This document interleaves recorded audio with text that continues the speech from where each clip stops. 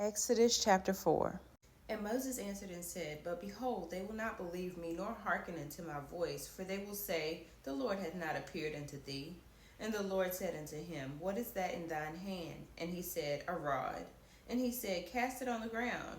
And he cast it on the ground, and it became a serpent, and Moses fled from before it. And the Lord said unto Moses, Put forth thine hand, and take it by the tail. And he put forth his hand, and caught it, and it became a rod in his hand, that they may believe that the Lord God of their fathers, the God of Abraham, the God of Isaac, and the God of Jacob, hath appeared unto thee. The Lord said furthermore unto him, Put now thine hand into thy bosom. And he put his hand into his bosom, and when he took it out, behold, his hand was leprous as snow.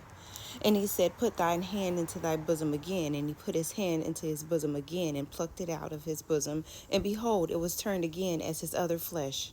And it shall come to pass, if they will not believe thee, neither hearken to the voice of the first sign, that they will believe the voice of the latter sign.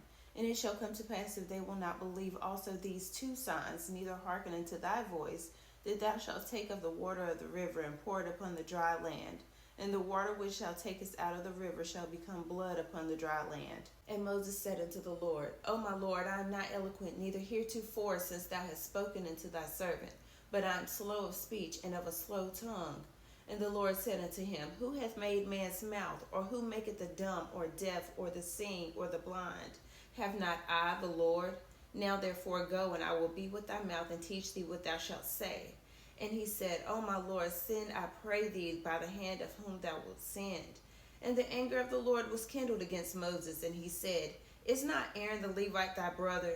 I know that he could speak well. And also, behold, he cometh forth to meet thee, and when he seeth thee, he will be glad in his heart. And thou shalt speak unto him, and put words in his mouth, and I will be with thy mouth, and with his mouth, and will teach you what ye shall do.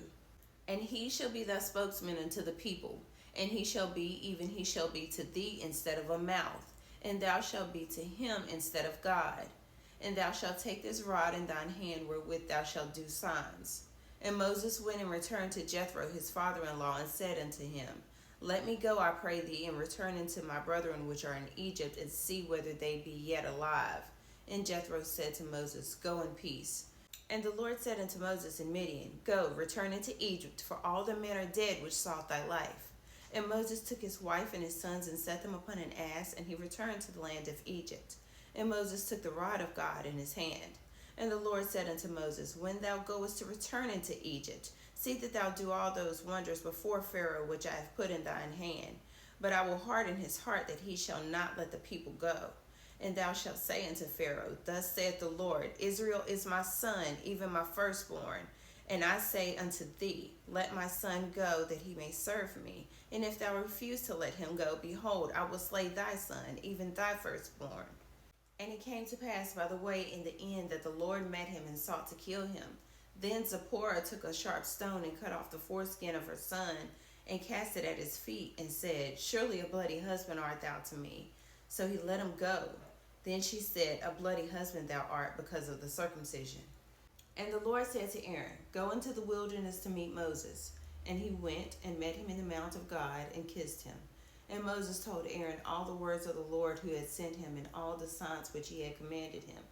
And Moses and Aaron went and gathered together all the elders of the children of Israel. And Aaron spake all the words which the Lord had spoken unto Moses, and did the signs in the sight of the people. And the people believed, and when they heard that the Lord had visited the children of Israel, and that he had looked upon their afflictions, then they bowed their heads and worshipped.